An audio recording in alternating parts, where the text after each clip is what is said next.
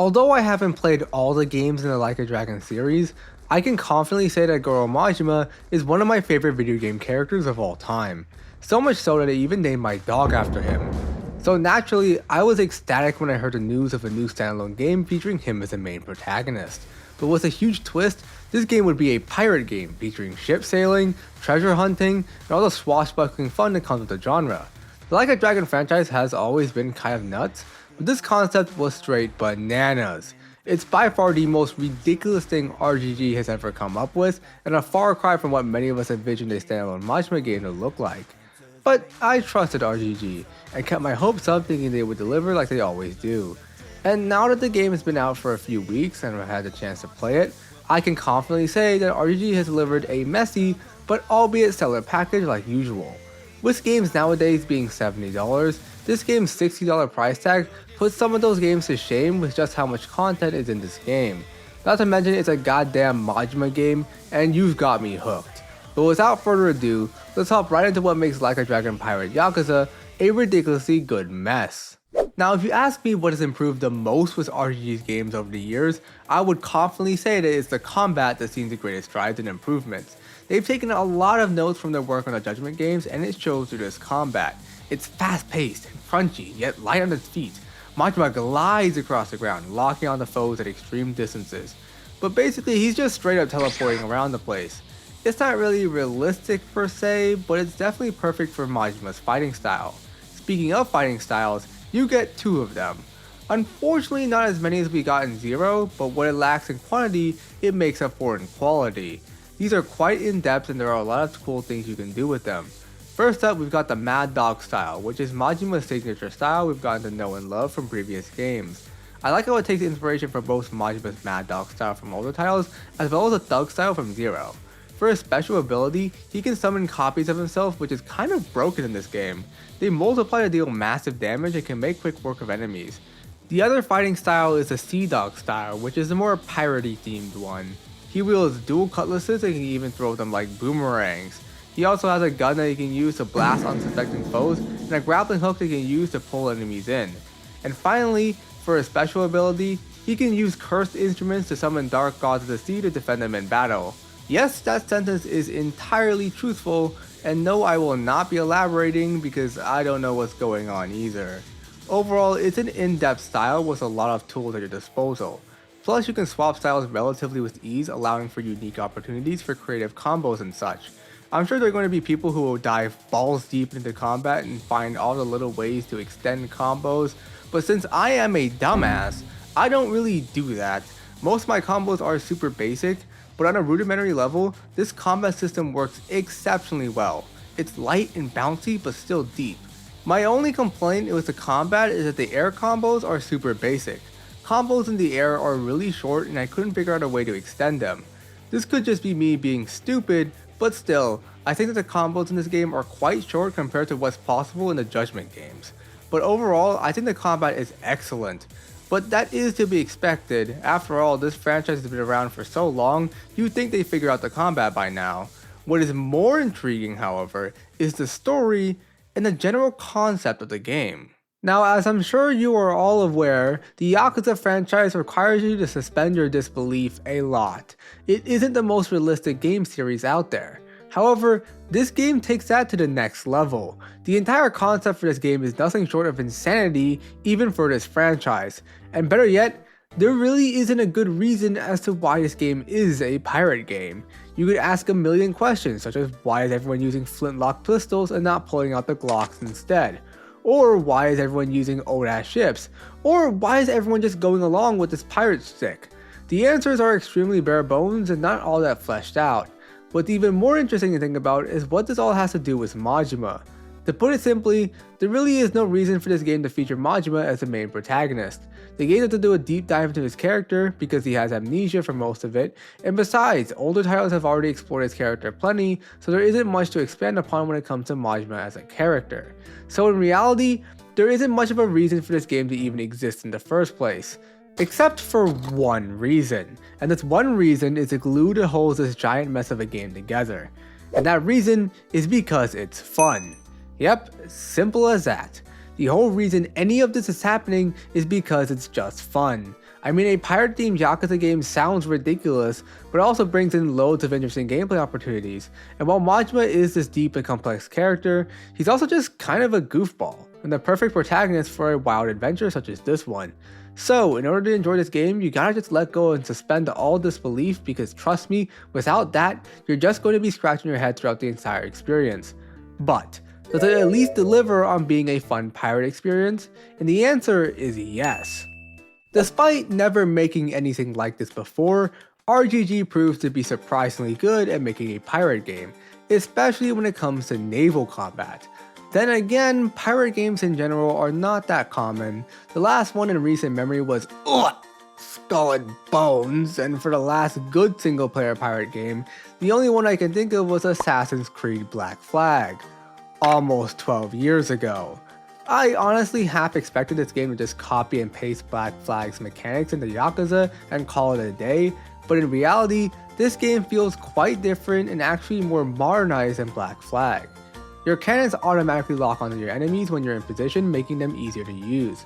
Plus you have machine guns so you can actually deal damage when facing enemies head on. Plus you have boosters on the back of your ship, allowing you to propel forward and even drift. You can soar through the waves, dodging enemy cannons and positioning yours to deliver a powerful blow. There is also deck gameplay, where if your crewmates get injured, you let go of the wheel to help them out. You also have a goddamn rocket launcher that you can use while on deck, as well as a smoke screen to cover your tracks. I also just love it when Jason pulls out a rocket launcher out of his ass and gives it to you. Can't think of anything more American than that. There is also boarding, which is the coolest part of the whole ordeal. You and a group of your crew jump on an enemy ship and wreak havoc. This game has a load of gigantic battles with many enemies as well as allies, and it gets really hectic, really fast. Like, can someone please explain to me what the fuck is going on here? Once everyone except Majima is dead, that's when you can claim victory. Overall, ship combat is surprisingly in-depth while also being goofy fun. It can get a little janky at times, but it never fully breaks or feels annoying to deal with. Traveling around on ship is also very streamlined. Instead of going in one direction for hours on end, you actually have these little things that speed up your boat. Plus there are lighthouses that allow you to fast travel between different parts of the ocean. The ocean isn't one giant map, rather it's a few smaller maps that you have to fast travel between. You don't spend that much time in the boat traveling from place to place. In fact, if you were just going from main objective to main objective, you probably wouldn't need to use a ship almost at all. It's only for side content where you need to sail the seas. And it's here where it starts to get annoying for one simple reason: the random encounters. There are random encounters that are almost unavoidable whenever you want to go anywhere by ship. And since ship combat takes a while, they can really waste time that could have been spent doing something else. And of course, there are random encounters on land, but those are easily avoidable by running away. If you do get into one, all you gotta do is press the square button a few times and it's done. But in ship, combat takes a while, and once you do it repeatedly, it gets stale fast. It makes side content much more of a time sink than it needs to be, and it discourages you from doing it. Okay, so quick edit here. I didn't realize up until now that you can actually just leave the battlefield for ship combat. The only penalty is that your crew's morale will decrease, but yeah, this makes ship traversal much more bearable, so I guess all my yapping was completely pointless. Ah well. But aside from that, there is also ship customization, allowing you to deck out your ship with anime girls and laser guns. The different weapons you can get greatly affect how fights play out. The lasers, as mentioned earlier, deal heavy damage but require to stay locked on for a longer period of time. It's a cool way to offer different playstyles to customize how you want to deal with the ship combat. An early game build that lasts practically the entire game is ice machine guns to freeze your enemies, allowing you to get into position and then blasting them with your lasers. It's nice to see the game reward creativity and experimentation. Speaking of creativity, we gotta talk about the story, because this is where the game gets really creative, but also the messiest. Parts of the story are exactly what I hoped for. It's part goofy pirate adventure while also retaining some of the drama that the criminal underworld of the Yakuza provides. But at times, this story takes a complete stop and is filled with the most menial tasks that are not related to the main quest at hand. It feels like they were padding for time and didn't know what else to do. This causes the beginning of the story to feel kind of all over the place, not really knowing exactly what it wants to be.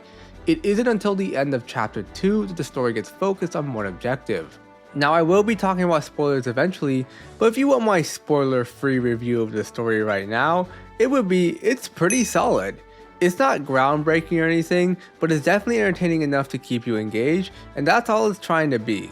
Like I said, it takes a bit before we really get going, but once it does, it's a fun and engaging treasure hunt filled with scheming and backstabbing. It's just good fun, and the new characters are pretty solid. I initially thought it was going to be hard to care about these new characters, but I ended up liking all of them and thought they each had a unique personality that made them stand out. Speaking of standing out, while this game has some minor spoilers for Yakuza 7 and Infinite Wealth, for the most part, this game stands on its own 2 feet. I can't really comment on how well it ties into Infinite Wealth because I haven't played Infinite Wealth yet, but I think this game works well standalone and you don't absolutely need to play 7 and Infinite Wealth. But before you do get into the game, I think there are 2 things you need to keep in mind. One is to just not take this game too seriously. Like I said before, this game's premise is completely whack and things aren't going to make a whole lot of sense. But remember to just have fun with the game, because this game certainly doesn't care about the logistics of being a pirate in the big 2025. And 2, don't go into this game expecting a deep dive into Majima's character. Overall, the story is relatively low stakes and doesn't explore Majima's psyche and who he is. Rather, it explores how he affects the growth of other characters instead. Some people may be disappointed to hear this, but I said it before and I'll say it again. We've already seen so much growth in Majima's character throughout the series, there isn't much room for him to grow. Now, this game does put him in a unique situation we haven't seen him in before, and I think what this game does with him is solid. They don't completely dissect and analyze him, but what they do with him is definitely interesting. And for me to get into specifics, I would have to go into spoilers. So if you don't want to hear any spoilers, then hop on over to the timestamp on screen right now. As for everyone else who's already played the game or just don't care, let's get into some spoilers. Let's start with talking about the star of the show himself, Majima, and why this game does something a bit unique with him. Firstly, Majima for the majority of this game has amnesia, and it isn't until the very end of the game that he gets his memories back. Because of this, the game can't dive deep into his psyche and why he is the way he is, because it has nothing to draw from. Instead, this game is where Majima is given a fresh start, a new beginning if you will. And there's a lot you can do from this, which the game does, but the story heavily focuses on another character as well, and to be honest, you could almost consider this character to be the main protagonist. And that of course is Noah. Noah is a sickly kid living on Rich Island. He yearns to go out and see the world, but is never given the opportunity due to his father believing it to be too dangerous. But when Majima washes up on the shore of Rich Island, that all changes. The two make a promise that Majima will take him to see the world, so they gather a crew and convince his father to come along as well, and it's off to the seas with them. Throughout the game, it's clear that a lot of what Majima is doing is not for his own sake, but rather for Noah's. Even in the final boss fight, his final message is about making Noah happy. He wants to not only make Noah's dreams come true, but make those dreams the best they could possibly be. Majima is given an almost brotherly role to a young kid. It's pretty clear that it isn't fatherly, like say Kiryu or Haruka, as Majima treats Noah like his own man and doesn't talk down to him or treat him like a child. Instead, they made an agreement like two men. And you know, in most situations, a 10-year-old kid being best buds and hanging out with a 60-year-old man would result in a very concerning relationship, but in this game, I found the relationship to be heartwarming. As I keep saying, Majima has seen tons of growth throughout the series, so seeing him be able to make another person's dreams come true is a unique and interesting take on the character. But of course, Majima himself in this game doesn't have that growth, or at least doesn't realize it. Instead, he's a character only bound by his moral compass and what he believes to be being a man. We see that strong moral compass as well as his loyalty and his dedication to his promise to Noah. This isn't exactly new for Majima's character, but it's expanding upon what we already know about him and using that as a driving force for other characters to change. This applies to both Noah and others like his father, Jason. Initially, Jason is a recluse who has lost all his desire for treasure hunting, but because of Majima and both his words as well as his fists, Jason gets the desire for treasure hunting back and realizes he's been barring Noah from seeing the real world. Majima in this game plays a similar yet different role than Kiryu does in his games. Kiryu's stories often involve him changing others for the better, but usually it's their morality he's changing. Majima in this game is sort of like a bridge for others to cross and join him in achieving a common goal. Almost every character in this game is vying for one thing, the Esperanza treasure, and they are all initially fighting against each other for it. It isn't until Majima comes along and brings them all together that they finally achieve what they've all wanted. It's a story about dreams and teamwork, and Majima is the driving force that enables the other characters to realize those themes. At the same time, Majima's actions are driven by his desire to fulfill his promise to Noah, so in reality, everything goes back to being about Noah and his aspirations. Or does it? Because in the end credit scene, it's revealed that the real reason he went to Nelly Island in the first place was to find the elixir of life to cure Kiryu's cancer. So it was still for Noah, but subconsciously, he had been following his original purpose of going there by searching for the treasure himself. I personally thought this was a heartwarming reveal that is totally in line with Majima's character. It builds on the camaraderie the two have, and I'm glad he ends up not finding it. It would be a complete ass-pull if it's in this game that Kiryu gets magically cured of his cancer. But I like the idea that it's not just Noah, but Kiryu as well as driving everything he's doing. This is why I don't say the story is focused on Majima's growth as a character, like say Yakuza 0. While in Yakuza 0 his actions were for the sake of another person, those actions fundamentally changed his entire character. In this game, he doesn't really experience much growth or change, instead the story focuses on how others around him change, which I personally enjoyed. So I like the way Majima was handled in this game. His effect on people is unique and not something that has been explored in many other games. I also think Noah is a solid character. He isn't annoying and is quite a wholesome young kid whose aspirations are quite relatable. But I have a few issues. One is that for a large part of this game, the story doesn't know what it wants to be. As stated earlier, the beginning of this game is kinda messy in that it doesn't really focus on the main thing, which is the Esperanza treasure, until around the end of chapter 2. Speaking of chapter 2, my god is it so long with nothing eventful actually happening. It is just straight up filler, and I guarantee you could cut 90% of it and the story would still make sense. The early game is constantly throwing new things at you, which should be exciting, but instead breaks up the flow of the story. Things like the devil flags, for example, put a complete halt in the main story to introduce something that would just be a side activity. Like I said before, it feels like a lot of the early game is padded for time. There are so many things that gets introduced that don't get resolved until much later or only get resolved in the side content, and it makes the story feel choppy and not very fluid. Thankfully, the latter half of the story is more focused, and when it does, this story is for the most part great. My other complaint is that the villains are quite underwhelming, especially Keith and Jax the Collector. These two fuckers show up like 5 times, and each time they are just as underwhelming as the last 4 other times you fought them. But overall, I enjoyed the story. Sure, it's dumb and stupid, but ultimately, it's a fun time. I mean, they even joke about how ridiculous it is with Ichiban questioning the entire story, which is then immediately followed up by a musical number that might take the cake for the most ridiculous moment in RGG history. Personally, I had a huge goofy grin during this one, as well as the first musical number, because it's all just goofy fun. So if you are looking for a serious story, then stay away. This is not going to be your thing. But if you are okay with a little silliness sprinkled in there, then I'm sure you'll have a blast with this story. But that's enough of me yapping about the story. The real thing y'all want to hear about is the side content. Now of course, with this being a Yakuza game, you gotta have some banger side content, and this game really delivers on giving you tons of things to do.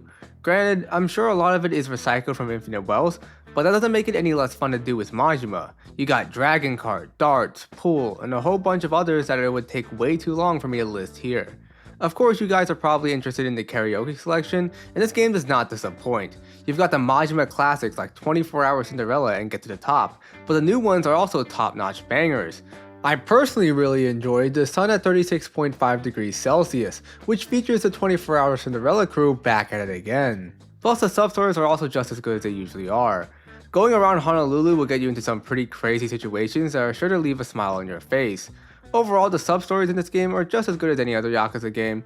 Doesn't meet the pinnacle of Yakuza 0 with its Michael Jackson, Miracle Johnson sub-story, but these are sure to keep you engaged. Lastly, there is a lot of customization options for Majima.